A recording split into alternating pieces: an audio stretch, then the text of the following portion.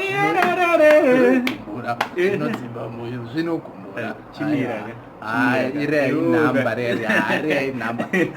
Guys, how are you doing? Mangoti bata tiri pakati pekunakirwa Mambo Dhuterere. Aiwa kusera. Right, inzwa ikawazukuru tsatakudzai atinayo panapa inotoda kutoti kana unga usati wasubscribe chingotanga nekusubscribe. Also turn on your notification bell so that every time we upload you'll be notified, like this video we are about to do now.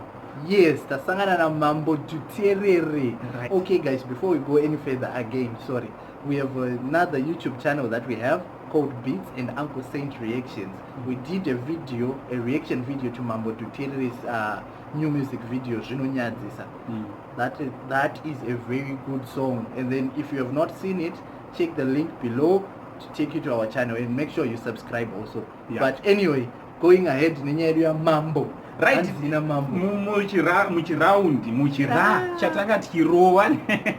Right, andambokudza kuti nhasi ndaita wekutsvaga kuti aiwa mumastreets muri kundiremera umo zvinoitikamo, zvimwe zvachona zvinorema, zvimwe zvachona zvinofadza sezvatauya nazvo. Saka zvinoda sekuru nemuzukuru vakapinda tose imomo. Right, tichipinda tabva taipfuurawo nekwamambo Dhuterere.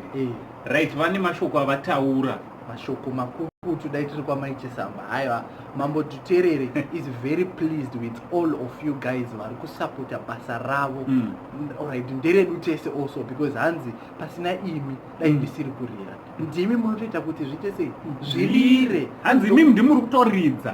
Ndimuri kutoridza kuti ndirire ndokutenda ine millions of views. Aiwa, rambai makadaro tikumadawo millions of views iyayo pano futi pamusha kutosanganisira naye Dhute wachona Dhuterere uri muzukuru.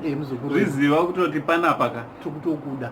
Right, aiyo afana kutozomboya kuzoperforma futi. Enda munyorera message achapindura. But yeah, mashoko makukutu chaiwo anobva kuna Mambo Dhuterere, and it's very encouraging when an artist give his appreciation to you guys. Like, even on this channel, it's all about you. It wouldn't be here if it was not about you. So we need fans, we need each other rather, support, and then we grow. Vari kutenda Mambo Dhuterere kuti vanozoti hazvikuperera ipapo, zvavachazobuda futi mune ramangwana mucharamba muchisupporta because vakutendai. Yes. And so nyaya iripo ka ndoda kuti ndingozivisa it's a lesson inoda kutodzidzwa nemacelebrity. Handiti maartist edu, maactors vese anongocelebrate. Handiti vazukuru ka vanhu vanokusupporta ndio right, wakafanana nefish. Handiti right, fish inorarama iri mumvura. So ukakangana kuti woya yefish iri mumvura ka ukatadza kuappreciate mvura unozozviona kuti hausi chinhu wave kunze kwemvura. Waraurwa naEnzo Aisha uchira.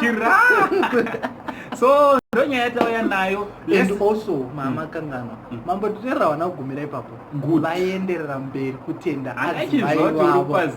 Aiwa, mastreets mundanda tobatawo skill remastreets harakaipa vatenda adzimai vavo. Hanzi ndiri kutenda even way before ndatanga zvemusic. Right, hanzi ndine 21 years.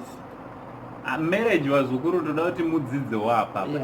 Dhuterere ane chasi ane 27 here kana 27. Yeah, so almost 6-7 years varorana, but he's giving thanks to his wife. Askukanga kuti no wakamira neni kubvira sanda kuimba, you have been by my side. Kwete kungozoda ungomira nemunhu chete ane tunhu wake. Mira nevakomana vachiri vasati vane tunhu. Mira inesu. Mira yewonesu baba, mira inesu baba. Unoda kuimba imba.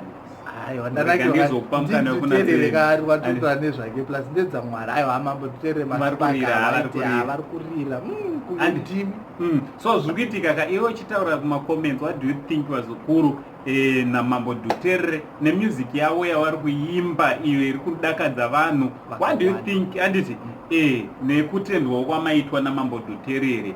Handiti ndinaye muzukuru wangu naUncle Saint, tikubva tatiwo much love.